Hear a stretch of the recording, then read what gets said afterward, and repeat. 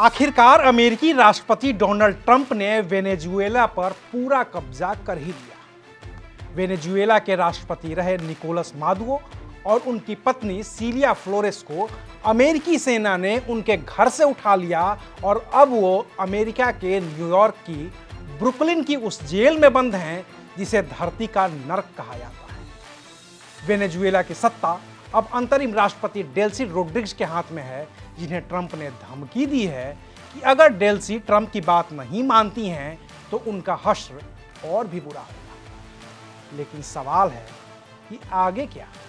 Venezuela पर कब्जे के बाद ट्रंप के निशाने पर अगला देश कौन सा है? क्या मेक अमेरिका ग्रेट अगेन बनाने में जुटे ट्रंप और भी किसी देश पर ऐसा ही हमला करने वाले हैं? आखिर ट्रंप की हिट लिस्ट में वो कौन कौन से देश हैं जहां वो अपना कब्जा चाहते हैं?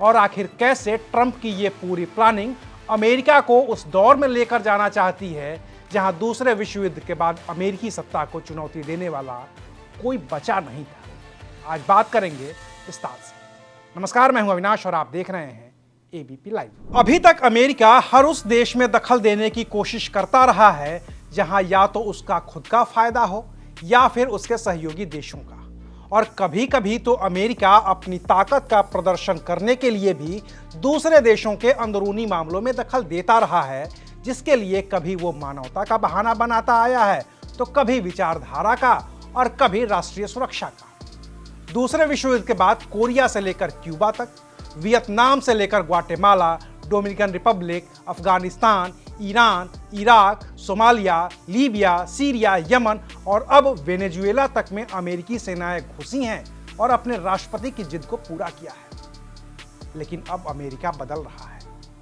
दुनिया को लेकर उसकी नजर बदल रही है और अब वो दुनिया भर में फैले अपने रायते समेटकर सिर्फ अमेरिका पर ही फोकस करना चाहता है और लौटना चाहता है उस सिद्धांत पर जिसे अमेरिकी राष्ट्रपति जेम्स मुनरो ने 2 दिसंबर 1823 को पेश किया था। तब जेम्स मुनरो ने अपने भाषण में कहा था कि यूरोपीय शक्तियों को वेस्टर्न हेम्पशायर यानी कि उत्तरी और दक्षिणी अमेरिका में नया हस्तक्षेप नहीं करना चाहिए। अगर कोई भी यूरोपीय देश अमेरिकी महाद्वीप के स्वतंत्र देशों के मामले में दखल देता है या उन पर कब्जा करने की कोशिश करता है तो ये अमेरिका के खिलाफ होगा। इस दौरान जेम्स मुनरो ने यह भी कहा कि अमेरिका यूरोप के अंदरूनी मामलों और जंगों में दखल नहीं देगा। अमेरिकी राष्ट्रपति के इस भाषण को कहा गया मुनरो सिद्धांत या मुनरो डॉक्ट्रिन। लेकिन बाद के अमेरिकी राष्ट्रपतियों ने इस सिद्धांत को नजरअंदाज करते हुए दुनिया के कई अलग अलग देशों से जंग की, कभी जीते तो कभी भयंकर नुकसान भी उठाया। लेकिन अब ट्रंप फिर से मुनरो डॉक्ट्रिन पर लौटने की बात कर रहे हैं और अमेरिकी दखल को दुनिया से समेटकर वेस्टर्न हेम्पशायर तक ही रखने की बात कर रहे हैं। इसके लिए नवंबर 2025 में अमेरिका ने राष्ट्रपति डोनाल्ड ट्रंप के सिग्नेचर वाली 33 पन्नों की अपनी नेशनल सिक्योरिटी स्ट्रेटजी जारी की है, जिसमें अमेरिका के भविष्य की पूरी प्लानिंग को विस्तार से बताया गया है। इसमें सबसे बड़ा बदलाव अमेरिका की विदेश नीति को लेकर है। ट्रंप लिखते हैं, दूसरे विश्व युद्ध के बाद अमेरिकी विदेश नीति के विशेषज्ञ चाहते थे कि पूरी दुनिया पर सिर्फ अमेरिका का ही प्रभुत्व हो, लेकिन अब हम दूसरे देशों में तभी दखल देंगे जब उन देशों की वजह से अमेरिका पर सीधे प्रभाव पड़ रहा हो और वो देश सीधे तौर पर अमेरिका के लिए खतरा हो। अपनी बदली हुई विदेश नीति के बाद ट्रंप का पूरा फोकस सिर्फ और सिर्फ अमेरिका पर ही है। लेकिन जब पूरी दुनिया में अशांति है, रूस और यूक्रेन के बीच जंग चल रही है, मध्य पूर्व एशिया में हमेशा तनाव का माहौल है और चीन एक नई ताकत के तौर पर लगातार बड़ा होता जा रहा है, ऐसे में क्या ट्रंप सिर्फ अमेरिका पर फोकस करके, अमेरिका की संप्रभुता की सुरक्षा करके और अमेरिका को आर्थिक तौर पर और समृद्ध करके दुनिया में शांति स्थापित कर सकते हैं? ट्रंप ने अपने दस्तावेज में इसका भी सिलसिलेवार ढंग से जवाब दिया है। लेकिन उससे पहले आपको ये बता देते हैं कि ट्रंप अमेरिका के लिए अब चाहते क्या हैं। तो ट्रंप चाहते हैं अमेरिका की संप्रभुता, उसकी सीमाएं, उसकी अर्थव्यवस्था और उसकी सांस्कृतिक पहचान की सुरक्षा हो सके। अमेरिकी सीमाओं पर अमेरिकी सेना का पूरी तरह से नियंत्रण हो और विस्थापन को रोका जा सके। अमेरिकी सेना को दुनिया की सबसे ताकतवर सेना बनाया जाए, क्योंकि एक शक्तिशाली सेना और अर्थव्यवस्था ही युद्धों को रोकने और शांति बनाए रखने का सबसे अच्छा तरीका है। इसके लिए अमेरिका अपनी सेना को आधुनिक बनाने के लिए $1 ट्रिलियन का निवेश करेगा। परमाणु शक्ति से संपन्न अमेरिका को कोई भी न्यूक्लियर हथियारों के बल पर धमका न पाए। अमेरिका का लक्ष्य दुनिया की सबसे उन्नत परमाणु निवारक शक्ति विकसित करना है।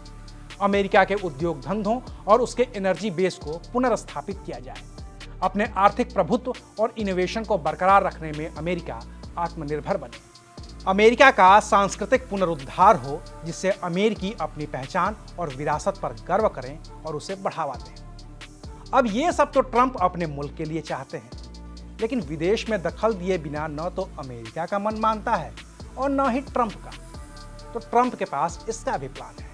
ट्रंप चाहते हैं पश्चिमी गोलार्ध में अमेरिका के अलावा कोई दूसरी विदेशी ताकत सर न उठा पाए। हिंद और प्रशांत महासागर के इलाके में निष्पक्ष व्यापार सुनिश्चित हो और चीन को इलाके में प्रभुत्व स्थापित करने से रोका जाए। यूरोप की स्वतंत्रता का समर्थन, मध्य पूर्व एशिया में बिना जंग किए शांति स्थापित हो, जिसके लिए बातचीत पर जोर दिया जाए।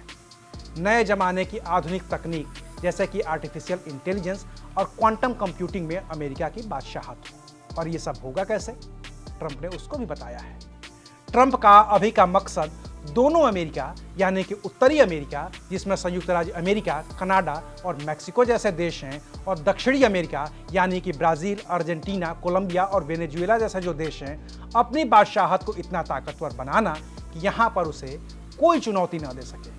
ट्रंप लैटिन अमेरिकी देशों में चीन के बढ़ रहे प्रभुत्व को रोकने के लिए प्रतिबद्धता जता रहे हैं। इसके लिए वो आर्थिक समझौते, रक्षा सौदे और औद्योगिक सहयोग के जरिए अपनी ताकत को बढ़ा रहे हैं। एशिया में चीन को रोकने के लिए ट्रंप जापान, दक्षिण कोरिया, भारत और ऑस्ट्रेलिया के साथ अपने संबंधों को और मजबूत करना चाहते हैं। इसके अलावा जिस ताइवान को चीन अपना बताता है, उसके लिए भी ट्रंप अलग से प्लान बना चुके हैं, जिसमें कारोबार और रक्षा सौदे शामिल हैं। यूरोप की स्वतंत्रता का समर्थन करते हुए ट्रंप का प्लान है कि नाटो देश अमेरिका पर अपनी निर्भरता खत्म करें और खुद से वो अपने पैरों पर खड़े हों। इसके लिए ट्रंप का प्लान यह है कि नाटो देश अपनी सेना पर अपनी जीडीपी का कम से कम 5% खर्च करें। इसके अलावा मिडिल ईस्ट और ईस्ट अफ्रीका में भी अमेरिका ने जो अपने पांव फैला रखे हैं, वो अब ट्रंप समेटना चाहते हैं और चाहते हैं कि अमेरिका का दखल तभी हो जब खतरा सीधे अमेरिका पर हो। यानी कि अब ट्रंप पूरी तरह से बदले बदले नजर आ रहे हैं। अब ट्रंप का मेन फोकस सिर्फ और सिर्फ अमेरिका है, जिसमें दोनों अमेरिका यानी कि उत्तरी अमेरिका और दक्षिणी अमेरिका शामिल है। ऐसे में अगर ट्रंप अपनी ही बात पर कायम रहें तो भविष्य में उम्मीद की जा सकती है कि अमेरिका अब किसी भी दूसरे देश के मामले में दखल नहीं देगा, और अब अगर कहीं दुनिया में जंग होती भी है तो अमेरिका खुद को उससे दूर रखेगा।